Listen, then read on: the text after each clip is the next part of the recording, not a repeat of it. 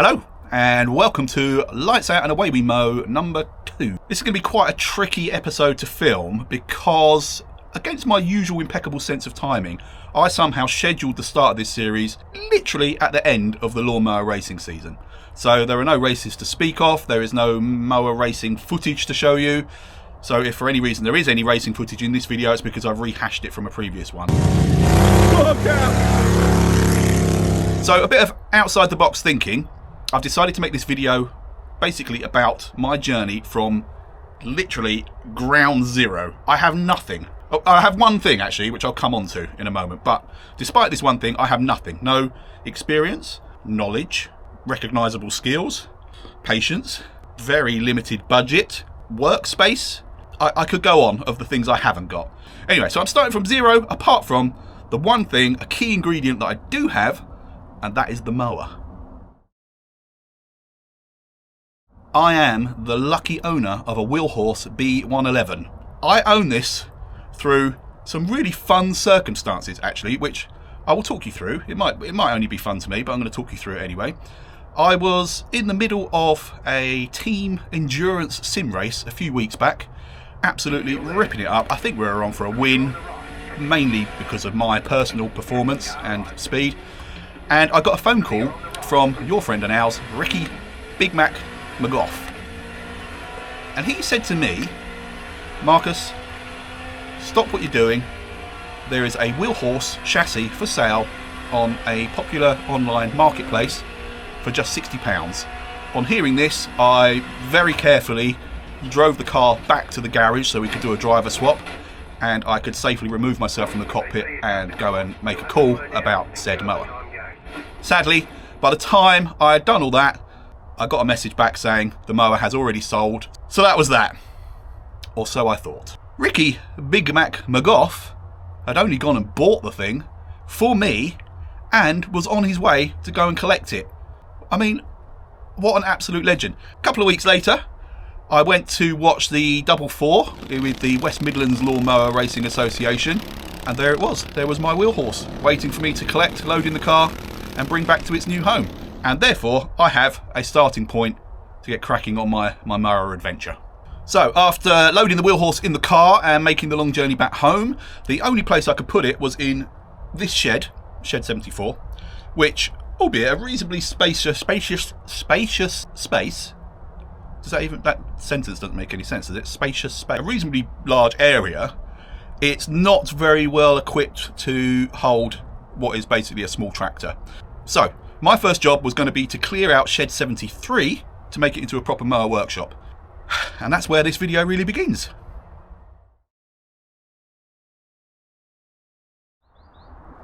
So this is where the mower currently lives.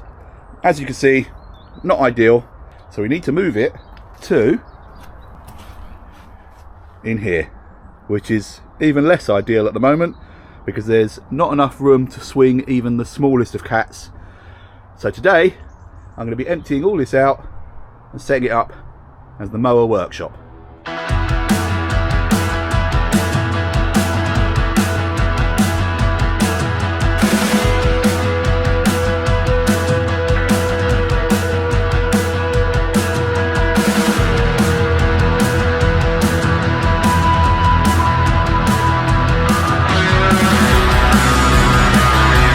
One major problem with this shed 74, I raised the roof height by about 7 inches, I think it was, when I built it, which means, I mean, it's not a massive difference, but it means I can walk freely without fear of bumping my head. In here, if you look at this little cross member, perfect height, particularly this bit here, to cause me some serious damage.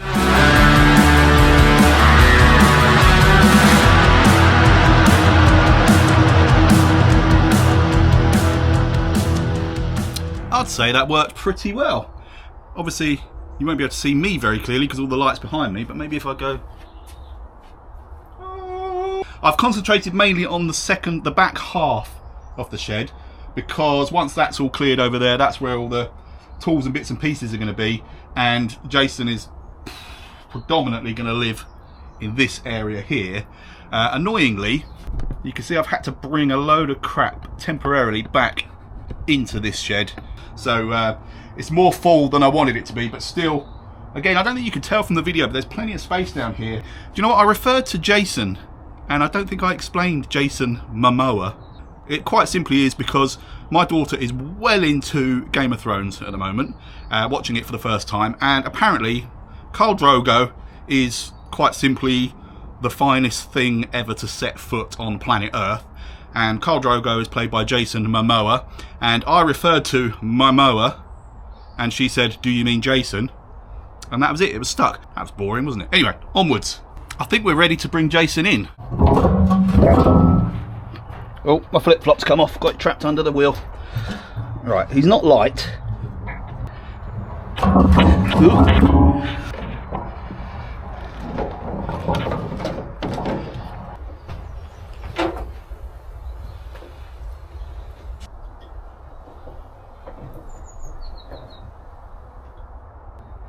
Okay, now he's here in his new home. It's time to start taking him apart, and that is about all I can do at this stage because I need to buy lots of things still. But I have done a lot of planning. I'm in the very privileged position to have access to some 3D printers, and due to my job, I'm reasonably au fait at 3D modelling.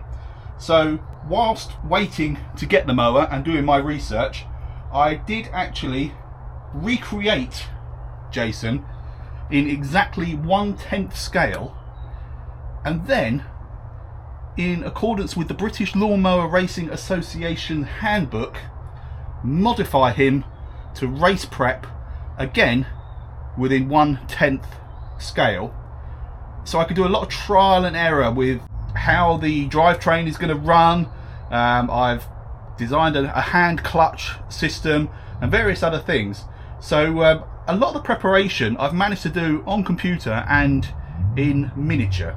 So I'm hoping that that will transfer when I multiply everything by 10 and start using welders rather than glue and 3D printers. But for now, what I can really do is start taking things apart.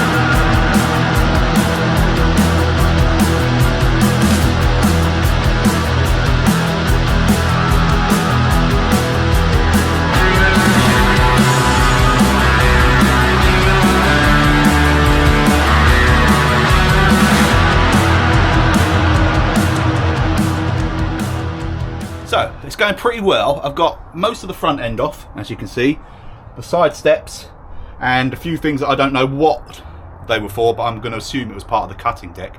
But I just wanted to stop here to show you there's a few salvageable things, which is music to my ears. And I think most of, if not all, the clutch mechanism, which I'll show you here. I removed the pedals and the linkage, but this, when the springs were in, was working perfectly. But basically you press the pedal and it moves these rollers to increase or decrease the tension on the belt, allowing the engine to spin freely, and a completely working clutch system. Now I designed it on my model to use a hand lever for the clutch, but I think all of this mechanism can be reconfigured, or in fact pretty much left alone, apart from where the linkage to the pedal was, would be a linkage to a almost like a handbrake style lever mounted on the side of the center console. And I think that's all good to keep. And really now it's trying to get all this off the back. This is the biggest job. And then we can see the wood for the trees, basically, because this chassis is going to be cut from pretty much about this point backwards. All of this is going to go because you can't fit, you can see it's a solid plate. I think you can see, hopefully the light's good enough. But you can't fit a T-drive and a top hat, disc brakes within this chassis unless you keep it up at this kind of ride height, and even then I'm not even sure it'd work. But yeah, so basically this is going to be cut from here backwards and using just sort of box section framework reconfigured as per my model to house all of that stuff. And then we're left with obviously, what, 2/3, 3/4 maybe of the original chassis, which I think is okay. I've seen other videos where they've adhered to the BLMRA standards, which is what I'm working to, and basically chopped off and binned most of the original chassis, so I think we should be okay. While I dismantle this, I will probably talk you through what my actual thought process is in terms of how I'm going to do this build, in as much as it needs to adhere to at least one of the we'll call them the governing bodies of mower racing, and there are a few, but the main ones that I'm focusing on for the purposes of technical specification are the BLMRA, which is the British Lawnmower Racing Association, and the NWLMRA, which is the Northwest Lawnmower Racing Association. And the other one that interests me from a racing point of view is the West Midlands Lawnmower Racing Association, but I'll come on to why I left those until last in a second, if I can get this bloody belt off. Come on. Right, so the British, I'm building this mower to the spec of the British Lawnmower Racing Association, which happens to be the same as the Northwest Lawnmower Racing Association, as far as I'm aware. The reason for that is that will mean this mower will be legal for basically all clubs: the British, the Northwest, and the West Midlands, which is where, to be honest, most of the racing I'm interested in. West Midlands and one called Mower Madness, which is a club, which I don't think have their own set of regulations, but I'll double check that. So basically, build it to British BMLRA spec will qualify me to race in BMLRA events, NWLMRA events, and West Midlands WMLMRA events. But if I built it to West Midlands spec, for example, I couldn't then race in British BMLRA spec events, and I think likewise Northwest, and so on. So I'm going for what is probably the most restrictive, but definitely the most sort of complete set of regulations, just to basically open more opportunities of events I can enter. The main difference really actually from one to the other is there are different engine powers that you're allowed, engine sizes. So the idea, well, yeah, absolutely the ideal would be to build this in a way where an engine swap is not just feasible but pretty straightforward. So I can set it up fully BMLRA spec with their engine power restrictions and all the rest of it, but that would leave me down on power when racing in other clubs, 4 other clubs, other series, whatever. But a nice easy engine swap, should the resources and my ability allow it, would mean literally just unbolting the engine, chucking a new one in, and suddenly you're not down on power in those events. But you can easily swap back if you're doing BLMRA races. I waffled a lot then, didn't I? That's because I was trying to focus on something else, which was what's the best way to get this belt off. Coming back to the governing bodies, what you do, for anyone that doesn't know, is you get your mower. They have a list of pre-homologated mower chassis. So if you buy a mower that happens to be on that list, that's great. That saves a bit of time and fannying around. If it's not, you can take it to the powers that be for the relevant club and get it homologated for use, and then they will give you a spec sheet or a build sheet which basically shows what has to be kept, what can be changed, and what it can be changed to. It's a reasonably short list. I mean, it tends to focus on ride height, wheelbase, and front and rear track. They seem to be the main conditions, but there are things like, you can't see it with the angle of the camera here, but the height of the dashboard on this one is very specific. The distance from the front of the dash to the crankshaft, or the the crankshaft to the rear axle, things like that. They're quite specific. But you get all that on a sheet, and then you build accordingly. And that's basically how I built my models, is with that spec sheet divided by 10. Where's everything that fell out? Oh, one of the pulleys is right over there, I can see it. Sorry, you can hear me moaning and groaning behind the camera. That's the symptoms of being in my 50s. That's what I was looking for. That's a bit of a mess, but if the bearings are alright, which they feel like they are, I don't see why this isn't completely reusable. See if these do the job. I'm not convinced they will. Yeah. Oh, hello. Yeah, if I nibble it, right, that's what I need to do. Little nibbles. I must get a little impact wrench as well, because obviously I've just manually undone all of these nuts and bolts, which I might have done anyway, just because I don't know what's what yet. So I was trying to be sort of slow and methodical-ish in the way I did it. But the idea of just getting a impact wrench and very appealing. Right, anyway, belt is off. Rest of the clutch is free. Luckily, I took a lot of video and photos of the underneath of this before dismantling it, so I should just be able to retrace my steps in terms of this. Although it should be quite straightforward and self-explanatory as well. I mean, I suppose the next logical step is to try and see if I can take this whole thing out in one piece, like I did with the front. Right,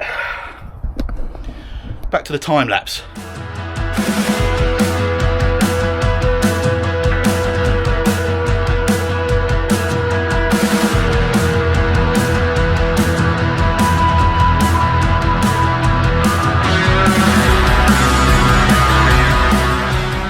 And voila!